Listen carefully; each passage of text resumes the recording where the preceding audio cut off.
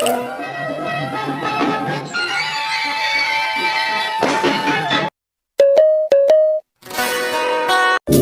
समय पहले एक हरे भरे जंगल के किनारे एक पुराना बरगद का पेड़ खड़ा था।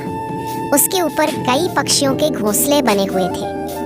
उन्हीं में से एक छोटा प्यारा सा घोंसला था टूनी चिड़िया और उसके दोस्त टूना चिरवाका। टूनी बहुत चंचल, समझदार और मेहनती थी। वही टूना थोड़ा आलसी लेकिन दिल का बहुत नेक था।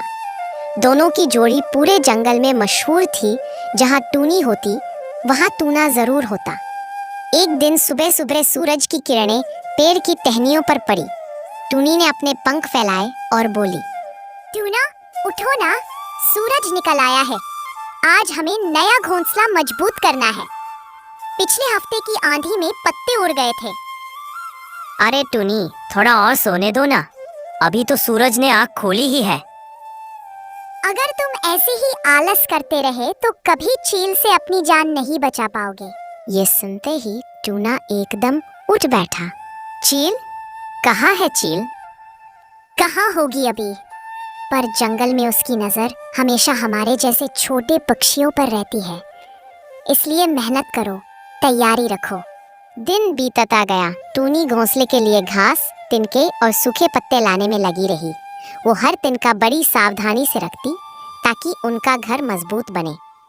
दूसरी ओर टूना आधे समय गुनगुनाने में, आधे समय झपकी लेने में व्यस्त था।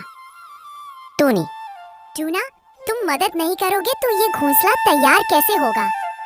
अरे टूनी, तुम तो बड़ी जल्दी में रहती हो। देखो ना, मैं भी कल सुबह काम करूँगा। आज तो बस थोड़ा गाना गा लो। टूनी ने सिर हिलाया। ठीक है, लेकिन जब मुसीबत आएगी तब मत कहना कि टूनी ने चेताया नहीं। शाम के समय जंगल में एक डरावनी आवाज गूंजी, खरा। सब पक्षी एक साथ कांप उठे। वो थी चील, बड़ी, भयानक और चालाक। चील आसमान से नीचे झपटी और बरगद के पेड़ पर बैठ गई। उसकी आंखें तीखी थी और पंजे तेज जैसे लोहे के कांटे। चील, कौन कौन रहता है इस पेड़ पर? सुना है यहाँ कुछ मोटे मोटे चिड़वे रहते हैं। सारे पक्षी डर के मारे चुप हो गए। टूनी ने टूना को धीरे से कहा, मत हिलना, मत बोलना। पर टूना घबरा गया और गलती से तिनके पर पैर रख दिया। टून, आवाज आई। चील ने तुरंत सुन लिया और बोली, कौन है वहाँ नीचे? वो तेजी से नीचे झपटी। टूनी ने तुरंत टूना को खींचा और बोली,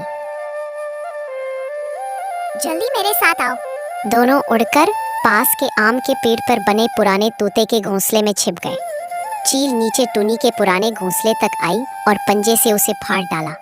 चील, भाग नहीं पाओगे, मैं तुम्हें ढूंढ लूंगी। उसने चारों तरफ खोजा लेकिन टूनी और टूना कहीं नहीं मिले। रात हो गई। चील वहां से उड़ गई। टूनी, आज तो जान ही निकल गई थी। अगर तुम ना होती तो मैं तो गया ही था। इसीलिए मैं कहती थी, तैयारी रखो। अब हमें नया घोंसला और ऊंचाई पर बनाना होगा। अगले दिन दोनों ने मिलकर जंगल के सबसे ऊंचे सागौन के पेड़ पर नया घर बनाने का निश्चय किया। टूनी बोली, हमारा घर अब ऐसा होना चाहिए जिसमें चील कभी झांक भी न सके। हाँ, और उसमें गुप्त रास्ता भी होगा। दोनों ने मेहनत शुरू की।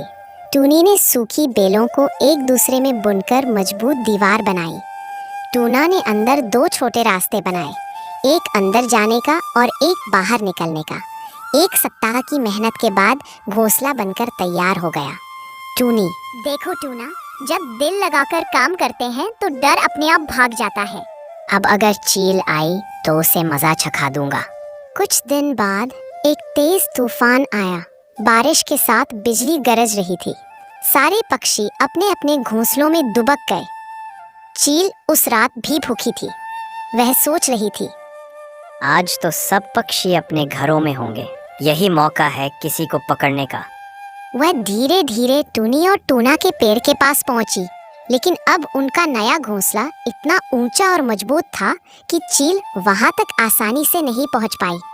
वह नीचे से पुकारने लगी, ओ छोटे पक्षियों, नीचे आओ, मेरे पास कुछ दाने हैं। टूनी ने धीरे से टूना से कहा, ये उसकी चाल है, मुझे लगता है वो सच बोल रही है। शायद वो सुधर गई हो। तुम्हें इतनी जल्दी किसी पर भरोसा नहीं करना चाहिए। चील ने देखा कि कोई नहीं आ रहा तो उसने एक और चाल चली। वह उड़कर पास के पेड़ पर बैठ गई और जोर से रोने लगी। ओह, मैं बहुत अकेली हूँ। अब किसी को नुकसान नहीं पहुँचाना चाहती। मुझे अपने घर में जगह दो। टूना थोड़ा पिघल गया। टूनी, वो सच में पछता रही लगती है। शायद हमें उसे माफ कर देना चाहिए। नहीं टूना, शिकारी की बातों में कभी मत आना। हम उसे सबक सिखाएंगे, लेकिन चालाकी से। फिर टूनी ने एक योजना बनाई। उसने टूना से कहा, नीचे जाकर उससे कहना कि हम तुम्हें खाना देंगे, पर तुम्हें पेड़ के नीचे इंतजार करना होगा।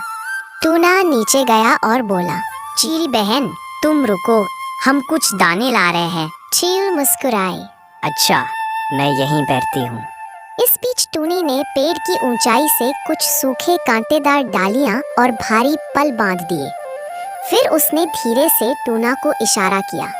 दोनों ने एक साथ रस्सी जैसी बेल खींची। धड़ाम! वो सारे कांटे और पल सीधा चील पर गिर गए। चील! ये क्या हुआ? उसके पंखों में कांटे चुभ गए। वो दर्द से कराहने लगी और दूर उड़ गई। अगली सुबह सूरज की किरणें फिर बरगद और सागौन पर पड़ी। सारा जंगल खुश था कि चील अब कई दिनों से नहीं दिखी। टूनी और टूना अपने नए घोंसले से झांकते हुए बोले, देखा टूनी, अब हम जंगल के सबसे समझदार पक्षी हैं। समझदार तभी कहलाते हैं जब डर के बजाय दिमाग का इस्तेमाल करें। फिर दोनों साथ गाने लगे। मेहनत से जीना है, डर को हराना है, बुद्धि से जीतना है, सपना सजाना है। मेहनत से जीना है, डर को हराना है, बुद्धि से जीतना है, सपना सजाना है। उनकी मीठी तान पूरे जंगल में गूंज उठी। कहानी हमें सिखाती है कि डर से नहीं, समझदारी से लड़ो। आलस हमेशा मुसीबत बुलाता है। सच्ची दोस्ती वही है जो मुसीबत में साथ दे। जो सोच समझकर योजना बनाता है वही जीता है। टुनी चिड़िया और टूना चिरवा ने अपनी मेहनत, हिम्मत और बुद्धिमानी से न सिर्फ खुद को बचाया, बल्कि पूरे जंगल को चील से सुरक्षित कर दिया।